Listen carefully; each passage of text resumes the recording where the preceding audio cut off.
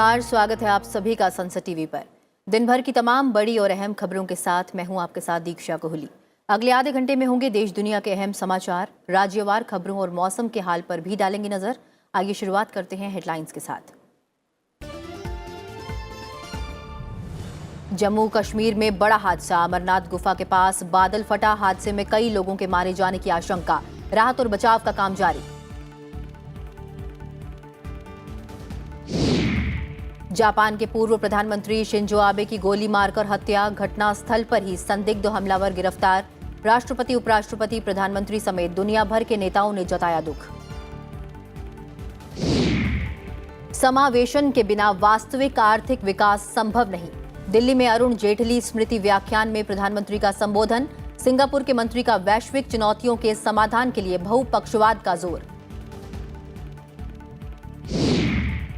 केंद्रीय मंत्री निर्मला सीतारमण और पीयूष गोयल समेत राज्यसभा के 27 नवनिर्वाचित सदस्यों ने ली शपथ।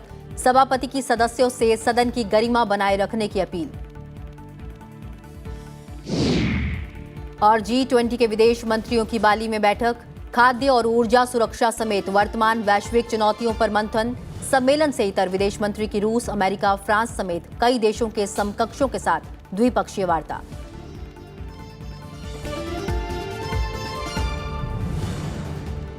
और हेडलाइंस के बाद अब एक नजर उन खबरों पर जो आज सुर्खियों में रही। एनडीए की राष्ट्रपति पद की उम्मीदवार द्रौपदी मुर्मू 18 जुलाई को होने वाले चुनाव के लिए समर्थन मांगने अपने गृह राज्य ओडिशा और उत्तर प्रदेश पहुंची। मुख्यमंत्री नवीन पटनायक पहले ही उनकी समर्थन करने की अपील कर चुके हैं। उच्चतम न्यायालय ने एकनाथ शिंदे को महाराष्ट्र का मुख्यमंत्री बनाए जाने के विरोध में उद्धव ठाकरे के नेतृत्व वाली धड़े द्वारा दायर याचिका पर 11 जुलाई को सुनवाई करने पर सहमति जताई है। खेल मंत्री अनुराग ठाकुर ने आज खेल विभाग की योजनाओं और पुरस्कारों के लिए ऑनलाइन पोर्टल डीबीटी वेबसाइट और राष्ट्रीय खेल विकास कोष पोर्टल की शुरुआत की है।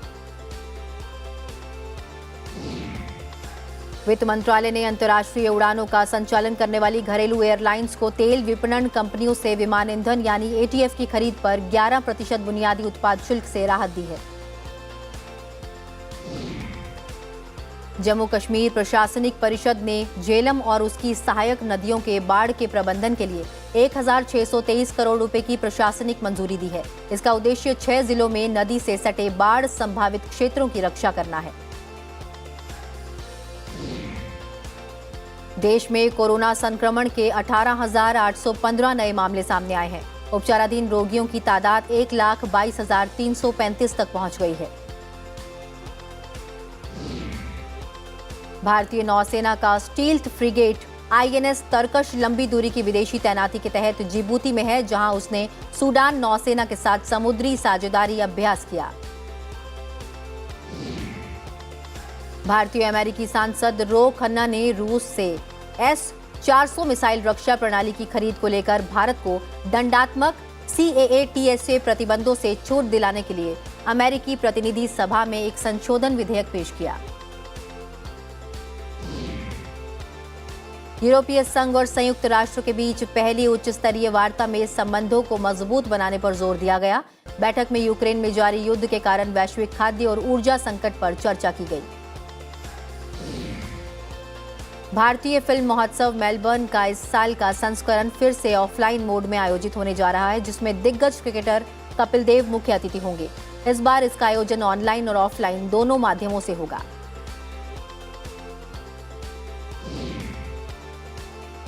अब खबरें विस्तार से और शुरुआत एक दुखद खबर के साथ। जम्मू कश्मीर से एक बड़े हादसे की खबर आ रही है। यहां पर अमरनाथ गुफा के पास बादल फटने की घटना हुई है, जिसमें कई लोगों के मारे जाने की आशंका है। बादल फटने का वीडियो सामने आया है, जिसमें पानी का सैलाब तेजी से बहता नजर आ रहा है। एनडीआरएफ और एसडीआरएफ की टीम राहत और बचाव काम में लगातार जुटी हुई है। बादल फटने के बाद सैलाब टेंटों के बीच से बहने लगा था, जिसकी चपेट में कई लोग आ गए थे। बालटाल के रास्ते पर आईटीबीपी और एनडीआरएफ की टीम लगाई गई थी। नदी के स्तर पर आगे की ओर से जो लोग गए हैं उन पर नजर रखी जा रही है। श्राइन बोर्ड की ओर से हेल्पलाइन नंबर जारी किया जाएगा, जिसके परिजन वहां गए हैं वो इस नंबर से जानकारी ले सकते हैं। और इस पर अधिक जानकारी देने के लिए हमारे साथ जुड़े हुए हैं वहां के स्थानीय पत्रकार शक्ति शर्मा। शक्ति, एक बड़ी खबर सामने आई है। बादल के फटने से कई लोगों की जान का नुकसान हुआ है। अमरनाथ गुफा के पास जो बादल फटने की घटना है, इस वक्त की ताज़ा जानकारी क्या आ रही है वहां से?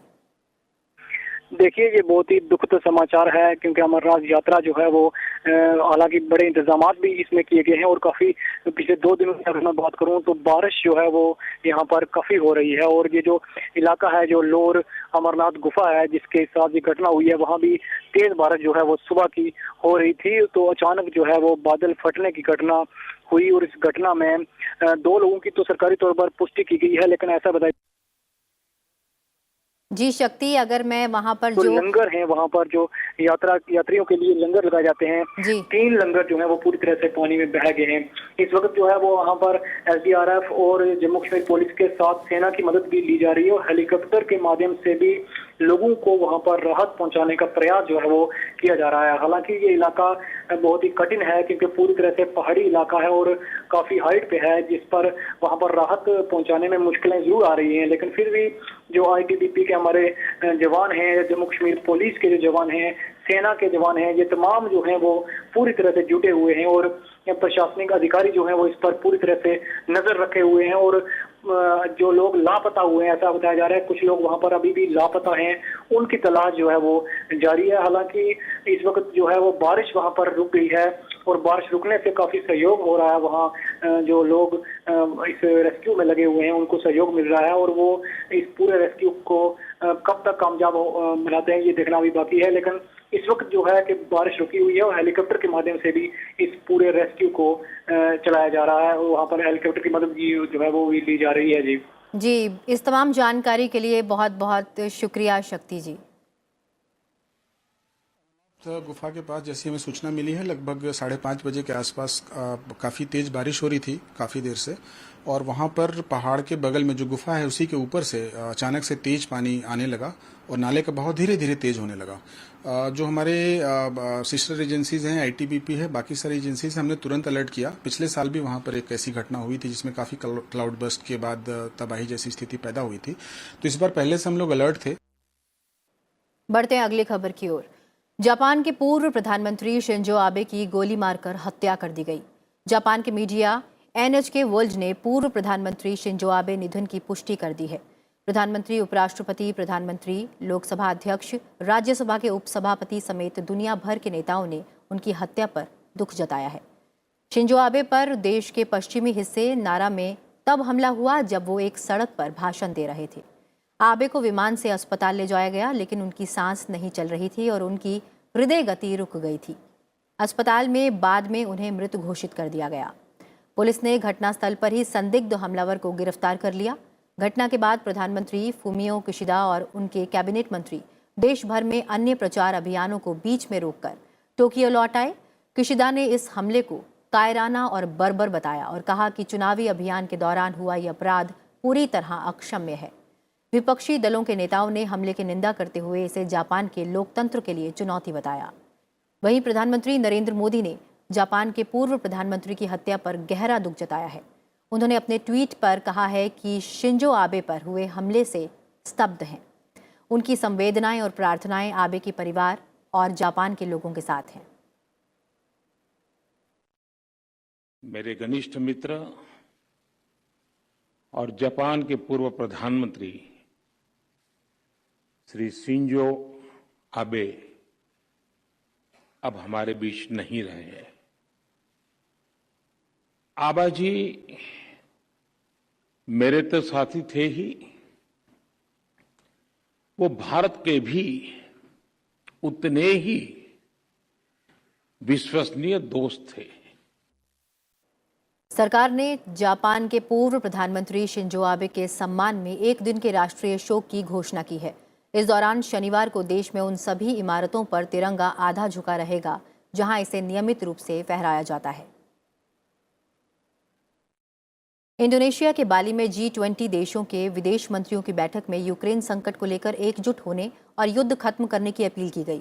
विश्व के विकसित और बड़े विकासशील देशों की बैठक में यूक्रेन युद्ध को लेकर आम सहमति बनाने और इसके वैश्विक प्रभावों से निपटने के तरीके ढूंढने पर चर्चा की गई।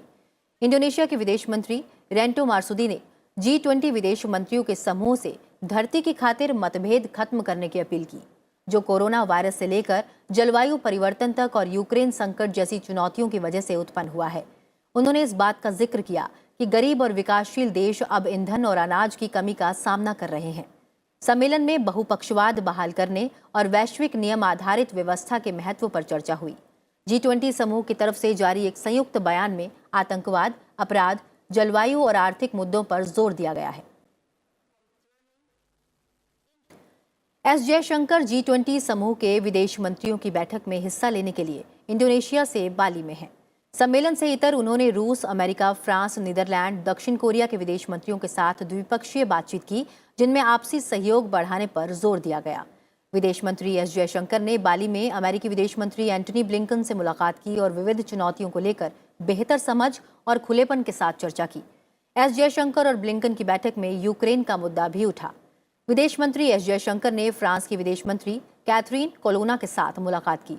इस दौरान द्विपक्षीय संबंधों के विभिन्न आयामों समेत महत्वपूर्ण वैश्विक चुनौतियों से निपटने पर चर्चा की गई। विदेश मंत्री एस जयशंकर ने रूस के अपने समकक्ष सर्गेई लावरोव के साथ भी बातचीत की, जिसमें यूक्रेन संकट और अफगानिस्तान की स्थिति जैसी वैश्विक चुनौतियों सहित द्विपक्षीय संबंधों के बारे में चर्चा हुई। एस जयशंकर और लावरोव के बीच बातचीत ऐसे समय में हुई जब एक सप्ताह पहले ही प्रधानमंत्री नरेंद्र मोदी और रूसी राष्ट्रपति व्लादिमीर पुतिन ने टेलीफोन पर यूक्रेन संकट की पृष्ठभूमि में वैश्विक ऊर्जा और खाद्य बाजार की स्थिति पर चर्चा की थी।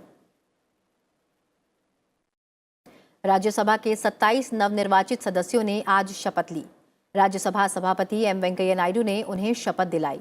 इनमें केंद्रीय मंत्री निर्मला सीतारमण और पीयूष गोयल समेत जयराम रमेश, मुकुल वासनिक, जयंत चौधरी, सुरेश सिंह नागर, डॉक्टर के लक्ष्मण और डॉक्टर लक्ष्मीकांत वाजपेयी शामिल हैं। हाल ही के द्विवार्षिक चुनावों में कुल 57 सदस्य राज्यसभा के लिए चुने गए थे। नवनिर्वाचित सदस्यों को संबोधित करते हुए सभापति ने कहा कि सदन का आगामी मॉनसून सत्र भी कोविड के दिशा निर्देशों के अनुसार उचित दूरी और सुरक्षा मानदंडों के अनुरूप आयोजित किया जाएगा। उन्होंने सदस्यों से नियमों और परंपराओं का पालन करने और सदन की गरिमा और मर्यादा को बनाए रखने का आग्रह किया। My only appeal to the members is be regular during the session, be in the session, be in the house, and also try to participate in debates. You have ample opportunities, question answer, and also you have discussions. You also have bills coming up brought by the government from time to time, and also private members' bill, other provisions are all there. So you have ample opportunities, try to utilize them to the maximum possible extent. प्रधानमंत्री नरेंद्र मोदी ने कहा है कि समावेश के बिना वास्तविक आर्थिक विकास संभव नहीं है और विकास के बिना समावेश संभव नहीं है। प्रधानमंत्री नरेंद्र मोदी दिल्ली में अरुण जेटली स्मृति व्याख्यान को संबोधित कर रहे थे।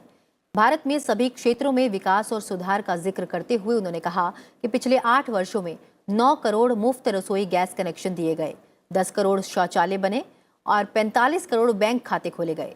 पिछले 7-8 वर्षों में 209 नए मेडिकल कॉलेज बनाए गए। ये सुधार दृढ़ विश्वास के जरिए किए जा रहे हैं। भारत को कोविड महामारी से उबरने के लिए लोक लुभावन की जगह लोक केंद्रित नीति के चुनाव पर जोर दिया गया है। हमने पॉलिसी को पॉपुलिस्ट इंपल्सिस के दबाव में नहीं आने दिया। पीपल्स पल्स के अनुसार फैसले लेना और पॉपुलिज्म के सामने हथियार डाल देने में क्या फर्क होता है, ये कोविड काल में हिंदुस्तान ने देखा है और देखा है नहीं, दुनिया को दिखाया है। कार्यक्रम में सिंगापुर सरकार के वरिष्ठ मंत्री थर्मल षणमुगरत्नम ने वैश्विक चुनौतियों से निपटने के लिए बहुपक्षवाद और नियम आधारित व्यवस्था पर जोर दिया। All the larger global challenges we face is that the developing world, a significant part of the developing world, now faces the risk of a rollback in the economic and social gains that were very painfully achieved in recent decades. Development is going to GST परिषद ने हरियाणा के उप मुख्यमंत्री दुष्यंत चौटाला की अध्यक्षता में मंत्री समूह का गठन किया है, जो जीएसटी की स्थापना के लिए कानून में आवश्यक बदलावों के बारे में सुझाव देगा। वित्त मंत्री निर्मला सीतारमण की अध्यक्षता वाली जीएसटी परिषद ने जीएसटी के गठन के बारे में विभिन्न राज्यों द्वारा जो चिंताएं जताई गई हैं, उनका समाधान निकालने के लिए मंत्री समूह बनाने का निर्णय पिछले हफ्ते लिया था।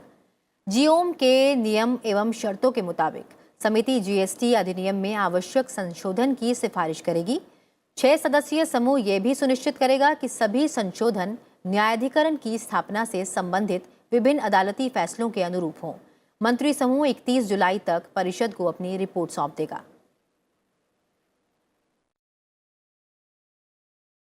और फिलहाल रुक रहे हैं एक छोटे से ब्रेक के लिए। ब्रेक के बाद देश के तमाम राज्यों से जुड़े महत्वपूर्ण समाचार और अंतर्राष्ट्रीय खबरों पर भी डालेंगे नजर। आप बने रहिए हमारे साथ।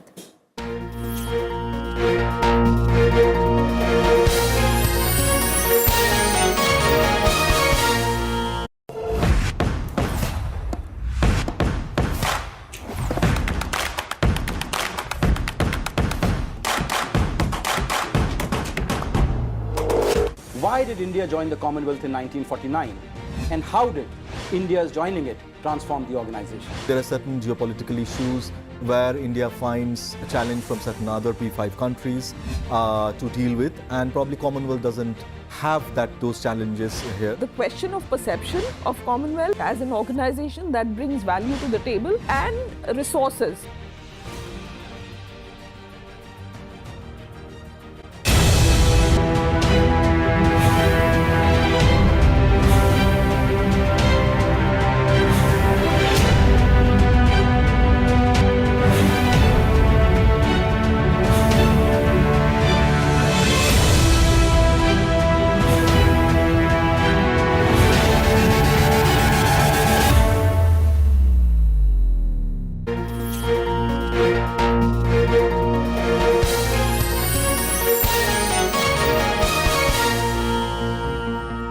ब्रेक के बाद स्वागत है आप सभी का आज की खबर में। बढ़ते हैं आगे और बात करते हैं राज्यों से जुड़ी हुई खबरों की।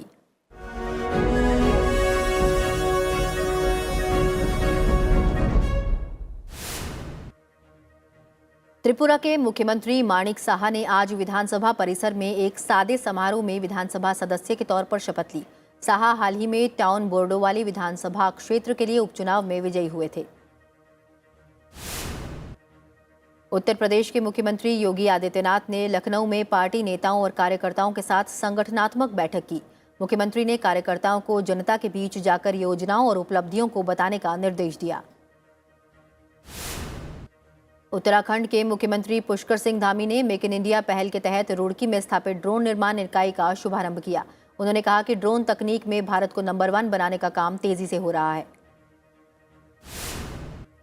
हिमाचल प्रदेश के मुख्यमंत्री जयराम ठाकुर ने शिमला के रिज मैदान में अग्निशमन विभाग के नए वाहनों को हरी झंडी दिखाकर रवाना किया।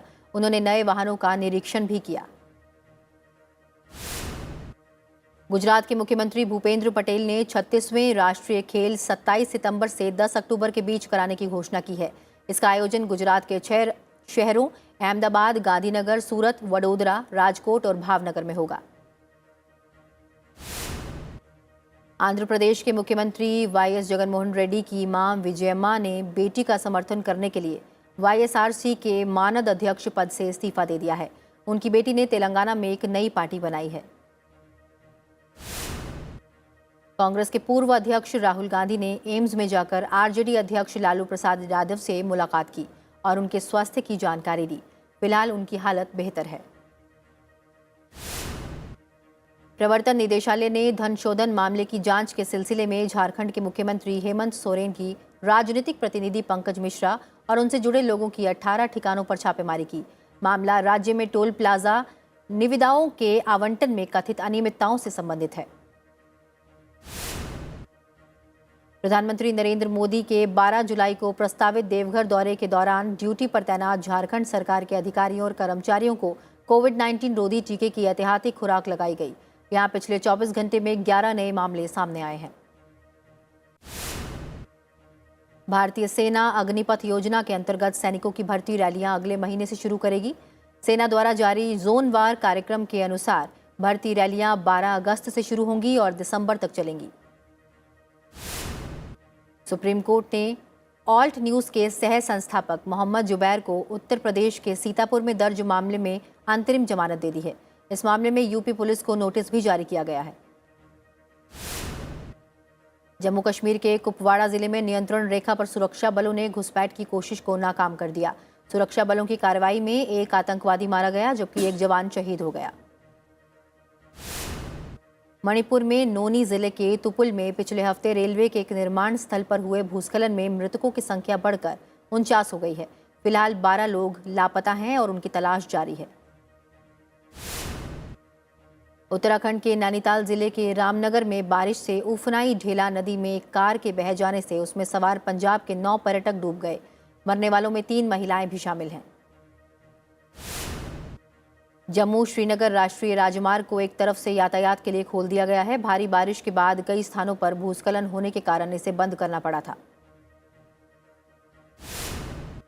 जम्मू में आज कड़ी सुरक्षा के बीच 6100 से अधिक तीर्थयात्रियों का 10वां जत्था पवित्र अमरनाथ गुफा के दर्शन के लिए रवाना हुआ। अब तक 1 लाख से अधिक तीर्थयात्री पवित्र गुफा में बर्फ से बने शिवलिंग के दर्शन कर चुके हैं।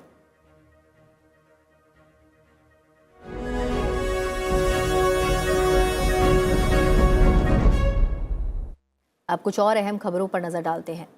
कर्नाटक के तटीय इलाकों और मलनाड क्षेत्र में भारी बारिश होने के कारण सामान्य जनजीवन प्रभावित है। वहीं पड़ोसी महाराष्ट्र में भी भारी बारिश होने के कारण कर्नाटक के कुछ उत्तरी जिलों में बाढ़ की चेतावनी जारी की गई है।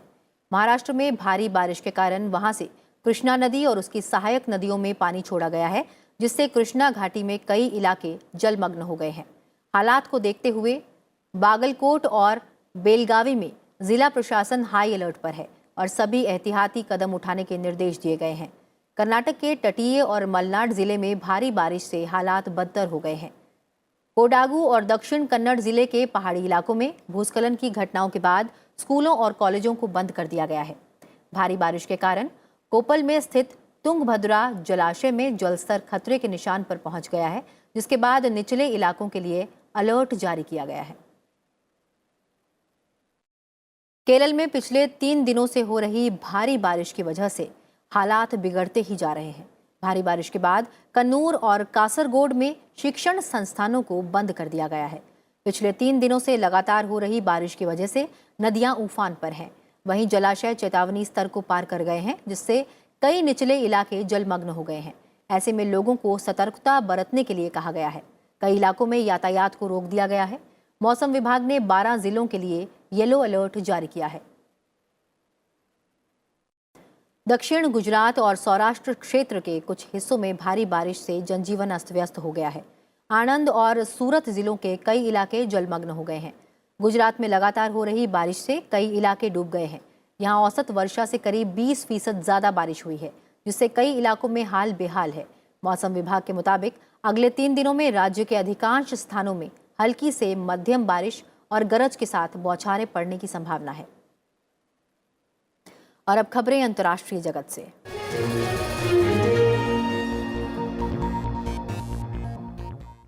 यूक्रेन के दूसरे सबसे बड़े शहर और रूस की सीमा से महज कुछ ही दूरी पर स्थित खार्किव में रूसी सैनिकों के हमले लगातार जारी हैं। खार्किव में 19 हफ्ते से जारी युद्ध में सैकड़ों लोग मारे जा चुके हैं। दोनों तरफ से लगातार गोलीबारी की जा रही है। रूस अब पूर्वी यूक्रेन के बड़े हिस्से पर कब्जा करने के इरादे से अपने सैनिकों को नए सिरे से लामबंद कर रहा है। ऐसे में यहाँ सैनिकों की संख्या भी बढ़ा दी गई है। संयुक्त राष्ट्र के मानवाधिकार कार्यालय के मुताबिक रूस के हमले में अब तक करीब 4900 लोगों की मौत हो चुकी है, जबकि बड़ी संख्या में लोग घायल हुए हैं। एनडीए के राष्ट्रपति पद की उम्मीदवार द्रौपदी मुर्मू का गुवाहाटी में जोरदार स्वागत किया गया। चलते चलते आपको छोड़ जाते हैं इसी की तस्वीरों के साथ। फिलहाल मुझे दीजिए इजाजत और आप देखते रहिए सनसेट टीवी। नमस्कार।